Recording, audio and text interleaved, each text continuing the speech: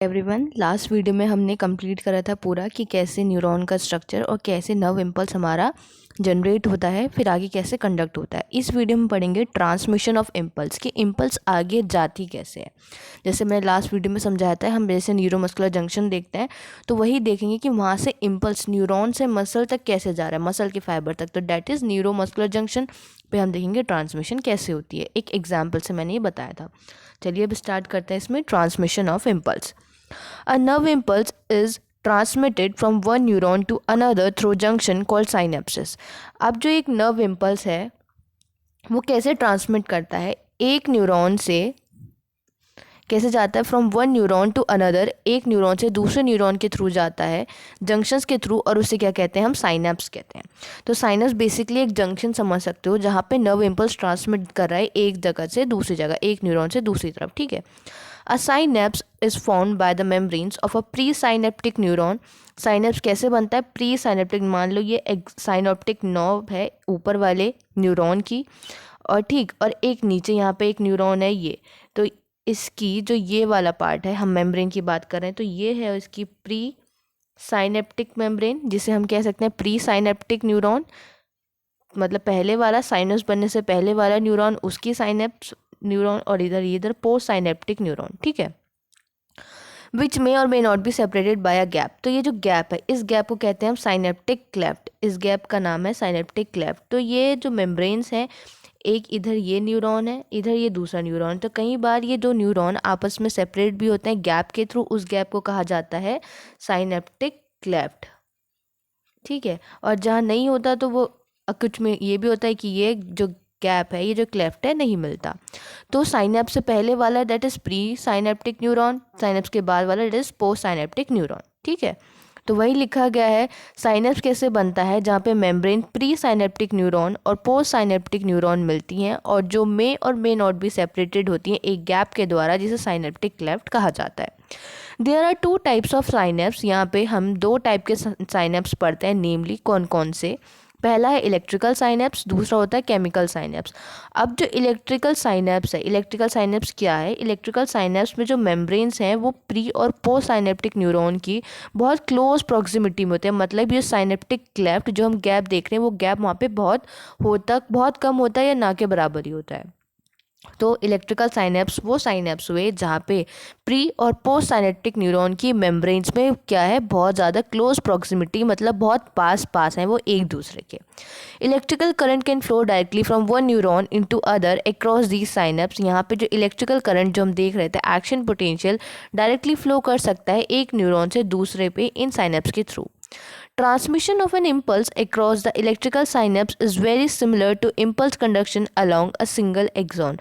मतलब जो ट्रांसमिशन होता है इलेक्ट्रिकल साइनेप्स में, वो किसके सिमिलर होता है, जैसे कि सिर्फ एक ही एक्सॉन के अलोंग पूरा कंडक्शन हो रहा है, मतलब बहुत स्मूथ कंडक्शन होता है उसमें।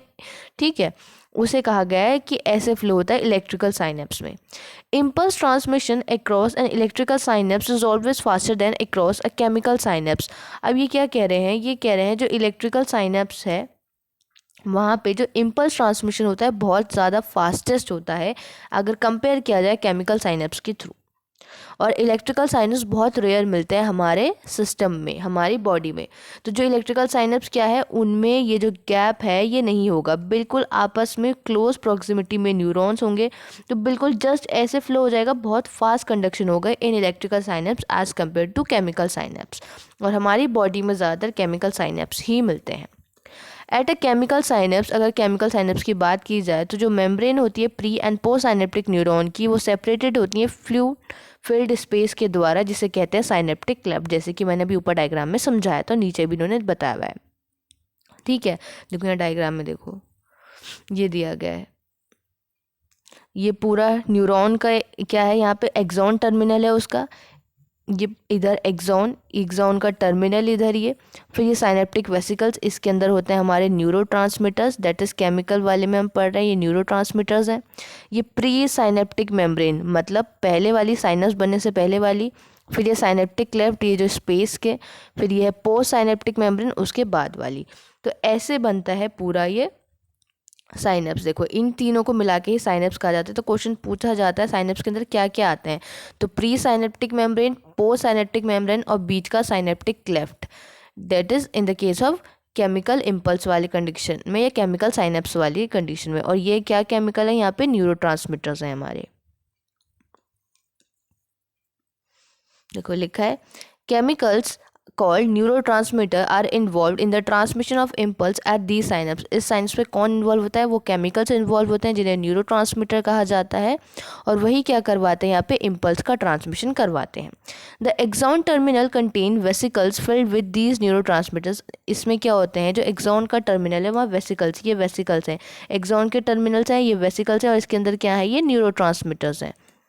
तो वही लिखा है transmission of impulse at the synapse neurotransmitter कराते हैं। जो एक्सॉन टर्मिनल है वहाँ पे वेसिकल्स होते हैं जिनके अंदर न्यूरोट्रांसमीटर होते हैं। व्हेन एन इम्पल्स, जब इम्पल्स मतलब यानी जब एक्शन पोटेंशियल आता है एक्सॉन टर्मिनल पे, तो ये क्या स्टिमुलेट कराता है, मूवमेंट स्टिमुलेट कराता है साइनेप्टिक वेसिकल्स का। अब यहाँ पे एक्शन पोटेंशियल, मान लो ये एक्शन पोटेंशियल अराइज हुआ, तो इन्होंने साइनेप्टिक वेसिकल्स को यहाँ पे भेजा कि भाई चलो तुम आगे की तरफ मूव करो मेम्ब्रेन की तरफ। अब आगे जब ये मेम्ब्रेन की तरफ मूव करेंगे तो यहाँ ये फ्यूज़ हो गए मेम्ब्रेन पे, ये मेम्ब्रेन पे यहाँ पे फ्यूज़ हो सके, फ्यूज़ हो गए तो यहाँ पे फिर न्यूरोट्रांसमीटर रिलीज हो जाएंगे, फिर ये आगे पोस्ट मेम्ब्रेन तक पहुँच जाएंगे। तो यहाँ मेंशन किया गया है क्या होता है, स्टिमुलेट कराता है मूवमेंट साइनेप्टिक वेसिकल्स का मेम्ब्रेन की तरफ, जहाँ पे ये फ्यूज़ करते हैं, किसके साथ फ्यूज़ करते हैं, प्लाज्मा मेम्ब्रेन के साथ, प्लाज्मा मेम्ब्रेन के साथ फ्यूज़ करेंगे और रिलीज़ हो जाएंगे अपने न्यूरोट्रांसमीटर्स वहाँ से रिलीज़ हो जाएंगे साइनेप्टिक क्लेफ्ट में जो स्पेस था। अब जो ये रिलीज न्यूरोट्रांसमीटर हैं फिर ये बाइंड करते हैं स्पेसिफिक रिसेप्टर्स जो कहाँ प्रेजेंट होते हैं, पोस्ट साइनेप्टिक मेम्ब्रेन पे प्रेजेंट होते हैं। तो इस पूरे डायग्राम में ये पूरा अच्छे से दिखाया गया है। इसको और जूम करते हैं ताकि और अच्छे से क्लियर हो। ये कलर यूज़ करते हैं ताकि विजिबल हो, ठीक है। तो ये क्या है, साइनेप्टिक वेसिकल्स हैं ये। अब मान लो यहाँ एक्शन पोटेंशियल आ गया है, एक्शन पोटेंशियल अराइव हो गया है, तो क्या करवाएगा, इनका मूवमेंट कराएगा कि चलो भाई तुम कहाँ चलो, मेम्ब्रेन की तरफ चलो। अब ये जा रहे हैं मेम्ब्रेन की तरफ, इनके अंदर ये क्या प्रेजेंट है, न्यूरोट्रांसमीटर्स प्रेजेंट है। ये पहुँचे यहाँ पे, कहाँ पहुँचे, ये कौन सी मेम्ब्रेन थी हमारी, ये देखो मेंशन किया गया ना प्री साइनेप्टिक मेम्ब्रेन, मेम्ब्रेन तक पहुँचे, इनके साथ फ्यूज़ हो गए। फ्यूज़ होने के बाद ये जो पूरा स्पेस था साइनेप्टिक क्लेफ्ट था, ये मेंशन किया गया, यहाँ ये न्यूरोट्रांसमीटर रिलीज़ हो गए। अब ये क्या है, ये जो इधर प्रेजेंट है ये हमारे रिसेप्टर्स प्रेजेंट है, तो रिसेप्टर प्रेजेंट है। अब ये न्यूरोट्रांसमीटर किससे बाइंड कर जाते हैं, यहाँ पे रिसेप्टर से बाइंड कर जाते हैं, और रिसेप्टर्स कहाँ पे हैं, पोस्ट साइनेप्टिक मेम्ब्रेन पे ये रिसेप्टर्स हमारे प्रेजेंट है। और ये कौन सी मेम्ब्रेन है, पोस्ट साइनेप्टिक मेम्ब्रेन प्रेजेंट है। तो न्यूरोट्रांसमीटर रिलीज हुए, रिसेप्टर से बाइंड करे जो पोस्ट साइनेप्टिक मेम्ब्रेन पे प्रेजेंट थी। अब जब ये बाइंडिंग हो जाएगी तो आयन चैनल्स खोलेंगे, आयन चैनल्स खोलेंगे तो आयंस की एंट्री होगी, जिससे क्या होगा, और नया न्यू पोटेंशियल जनरेट हो जाएगा पोस्ट साइनेप्टिक न्यूरॉन पे, और फिर न्यू पोटेंशियल डेवलप होगा, या तो वो एक्साइटेटरी हो या फिर इनहिबिटरी हो। अब ये डिपेंड करता है कि किस कंडीशन पे वो एक्शन पोटेंशियल अराइव हुआ है, कि भाई हमें किसी चीज़ को स्टिमुलेट कराना है या किसी चीज़ को इनहिबिट कराना है, ठीक है। तो ये पूरा ऐसे होता है अब इसका ट्रांसमिशन। अब हम पढ़ने जा रहे हैं हमारा central neural system. Central neural system क्या है, the brain is the central information processing organ of our body. जो ब्रेन है वो सेंट्रल इन्फॉर्मेशन प्रोसेसिंग ऑर्गन है हमारी बॉडी का, और कैसे काम करता है वो कमांड एंड कंट्रोल सिस्टम की, मतलब कमांड भी देगा और कंट्रोल भी कराएगा। तो सेंट्रल नर्वस सिस्टम में हमने दो चीज़ें पढ़ी थी, हमारा ब्रेन और स्पाइनल कॉर्ड। फर्स्ट वीडियो में जब हमने देखा था कि कैसे डिवाइडेड है, तो ब्रेन और स्पाइनल कॉर्ड में बटा हुआ था, ठीक है। तो brain central information processing organ है, मतलब पूरा इन्फॉर्मेशन को, जो भी इन्फॉर्मेशन आएगी उसको प्रोसेस करेगा, तो कौन करेगा, ब्रेन। और यही कमांड भी यही देगा और कंट्रोल भी यही करेगा। तो कैसे काम करता है, कमांड एंड कंट्रोल सिस्टम की तरह काम करता है। It controls the voluntary movement. जो वॉलंटरी मूवमेंट जो अपनी इच्छा के अनुसार करते हैं, तो वो कौन कंट्रोल करता है, brain. Balance of the body का balance, functioning of the vital involuntary organs. Vital involuntary organs, देखो एक तरह से इनवॉलंटरी ऑर्गन्स है, लेकिन उसकी फंक्शनिंग भी कौन रेगुलेट करता है, ब्रेन ही रेगुलेट करता है, जैसे कि lung, heart, kidney etcetera. Thermoregulation हमारी बॉडी का टेम्परेचर मेंटेन करेगा, हमारी हंगर, हमारा थर्स्ट, हमारी circadian cycle that is 24 hour rhythm cycle, हम कब सोते हैं कब उठते हैं, ये सारी चीज़ें होती हैं हमारी, इसके अंदर आती हैं 24 आवर रिदम साइकिल के अंदर। Activities of several endocrine gland, जितने भी हमारे एंडोक्राइन ग्लैंड्स हैं जो हमने एंडोक्राइन वाले चैप्टर में पढ़े हैं, उन सब का फंक्शन भी हमने पढ़ा था, ब्रेन कंट्रोल करा है, और ह्यूमन बिहेवियर को भी ब्रेन कंट्रोल करता है। कौन करता है ये सब काम? किसका है? ब्रेन का। तो ब्रेन कैसे काम करता है? सेंट्रल इंफॉर्मेशन प्रोसेसिंग ऑर्गन है, कमांड कंट्रोल सिस्टम की तरह काम करता है। It is also the site for processing of vision. अब जो हमारी रेटिना पे रेज जाती हैं उसकी इमेज जो बनती है उसकी प्रोसेसिंग भी कहाँ होती है? ब्रेन पे ही होती है। तो वही लिखा है किसकी साइट है? प्रोसेसिंग ऑफ विजन की साइट है, हियरिंग की, स्पीच की, मेमोरी की, intelligence, emotions and the thoughts. तो सब कुछ सारा काम ब्रेन ही करता है।